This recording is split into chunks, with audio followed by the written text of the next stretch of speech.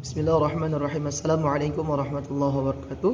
Apa kabar anak-anak Bapak semuanya yang soleh-solehah? Semoga kalian semua selalu berkesehatan, keselamatan dari Allah Subhanahu wa taala. Amin ya rabbal alamin. Nah, anak-anak, hari ini kita akan melanjutkan materi sebelumnya, yaitu tentang najis, macam-macam najis, yang mana ada 3 macam najis. Yang pertama yaitu najis mukhaffafah, najis mutawassitah, dan najis mughalladhah. Nah, karena kemarin telah dijelaskan bahwasanya apa itu najis mukhaffafah, apa itu najis mutawassitah, dan apa itu najis mughalladhah, maka kali ini Bapak akan menjelaskan bagaimana cara membersihkan ketiga najis tersebut. Nah, jadi anak-anak Bapak semuanya, tolong diperhatikan dengan baik apa yang Bapak jelaskan ya. Nah, yang pertama, najis mukhaffafah, yaitu najis ringan.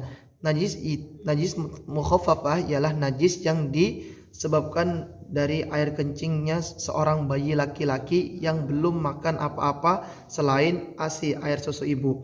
Nah, jadi ketika seseorang kena air kencingnya anak bayi laki-laki yang belum makan apa-apa kecuali air susu ibunya, maka cara membersihkannya yaitu dengan dibersihkan terlebih dahulu, dikeringkan terlebih dahulu najis tersebut, dan setelah itu baru dipercikan air. Cukup dipercikan air di bagian yang terkena najis, tidak perlu dibasuh, jadi cukup dipercikan dengan air. Nah, jadi itu cara membersihkan najis mukhaffafah, najis ringan.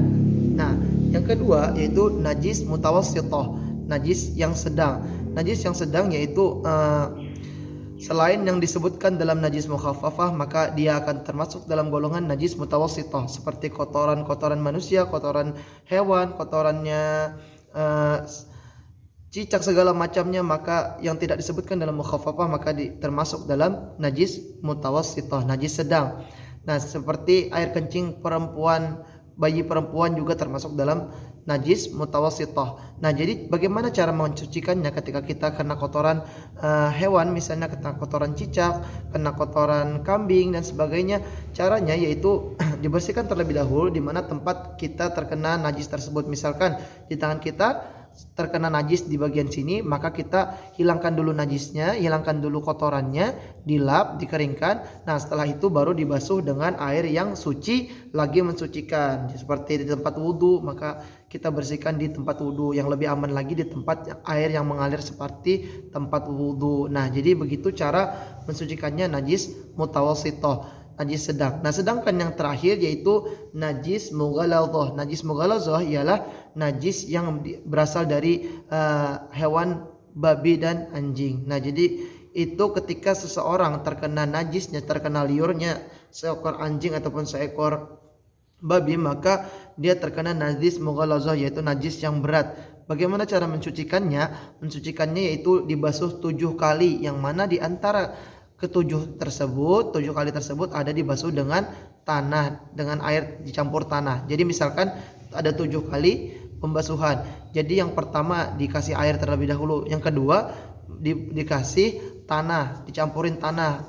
Jadi di tempat dimana kita terkena najis, misalkan di sini terkena najis, terkena liurnya babi ataupun liurnya hewan anjing, maka kita cuci terlebih dahulu, baru kita campur dengan tanah yang bersih. Jadi sifat tanah ini mensucikan najis mughalladhah tersebut. Jadi setelah dicampur dengan tanah, sudah 2 kali cuci, maka silahkan dicuci dengan air kembali sampai 7 kali. Nah, jadi itu ya, di antara 7 kali tersebut ada yang dibasuh dengan tanah.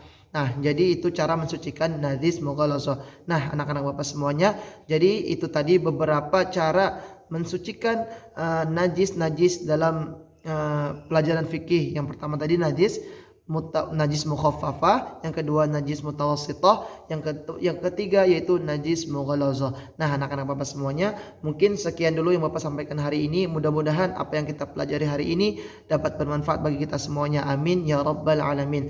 Kurang lebihnya Bapak mohon maaf. Wabillahi taufiq wal hidayah. Wassalamualaikum warahmatullahi wabarakatuh.